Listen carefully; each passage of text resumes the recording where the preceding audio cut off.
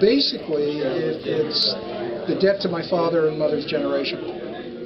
It seems to me as a historian that World War II is an incredibly complicated but also far-reaching event or series of events that fundamentally transformed the world.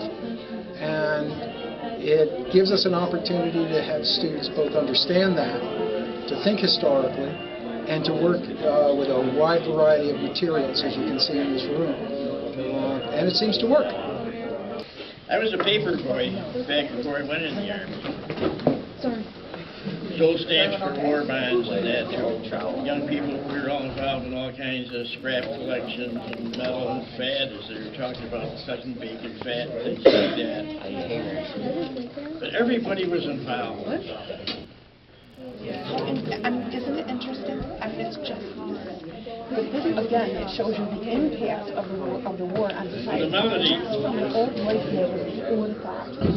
But there it is. You may think the war just impacted adults, but it didn't. It had a very large impact on kids, because kids, like, come around holiday times, they couldn't have the luxuries of having like a birthday cake.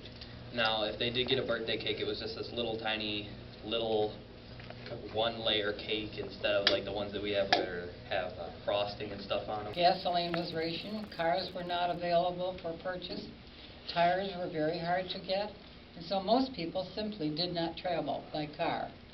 World War II on the American home front was, in a sense, all-consuming. Everywhere you looked and everything people did was through the lens and prism of the war and the war experience. It was in the families, it was in the communities, in the cities, in work. Today, war is, for all practical purposes, invisible.